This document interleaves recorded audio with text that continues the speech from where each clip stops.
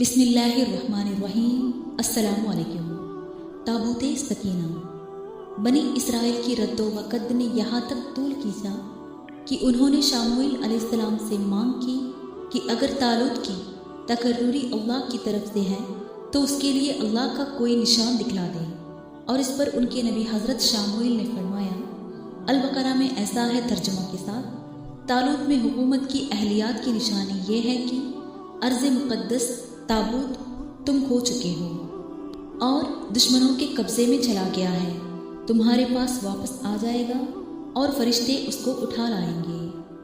حضرت شموئیل علیہ السلام کی یہ بشارت سامنے آئی اور بنی اسرائیل کے سامنے اللہ کے فرشتوں نے تابوت سکینہ کو پیش کر دیا۔ اب بنی اسرائیل کو انکار کرنے کے لیے کوئی عذر باقی نہ رہا اور طالوت کو بنی اسرائیل کا بادشاہ مان لیا گیا۔ طالوت اور جالوت کی لڑائی اور بنی اسرائیل کا امتحان۔ اب طالوت نے بنی اسرائیل میں عام اعلان کر دیا کہ وہ دشمنوں کے مطلب فلسطینیوں کے مقابلے میں نکلے۔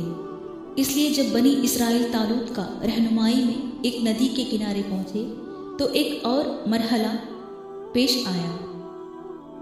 البقرہ میں ایسا آیا ہے ترجمہ کے ساتھ، جب طالوت لشکریوں کو لے کر روانہ ہوا تو انہوں نے کہا، بے شک اللہ تم کو نہر کے پانی سے آزمائے گا، بس جو آدمی اس سے سیراب ہو کر پیے گا وہ میری جماعت میں سے نہیں ہوگا، اور جو ایک چلو پانی کے سوا اس سے سیراب ہو کر نہیں پیے گا وہ میری جماعت میں رہے گا۔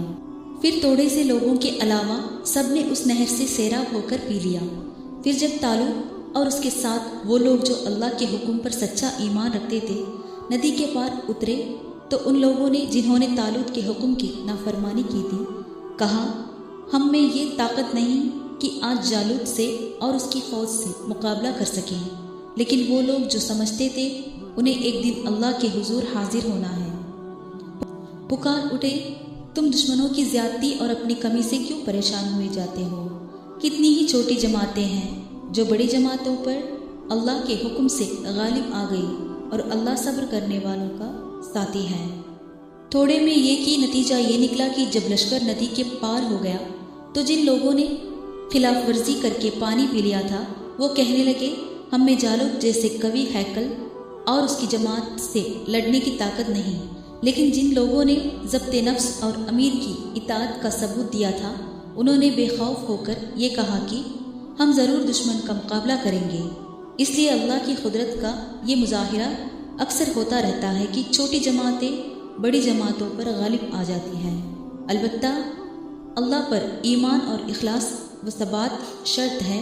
چنانچہ مجاہدوں نے اللہ کی درگاہ میں اخلاص و گڑ گڑاہٹ کے ساتھ دعا کی۔ البقرہ میں ایسا ہے، اور جب وہ مجاہد جالوت اور اس کی فوج کے مقابلے میں آ گئے تو کہنے لگے، اے پروردگار ہم کو صبر دے اور ہمارے قدم جمائے رکھ اور کافر قوم پر ہم کو فتح اور مدد عنایت فرما۔ جزاک اللہ خیر۔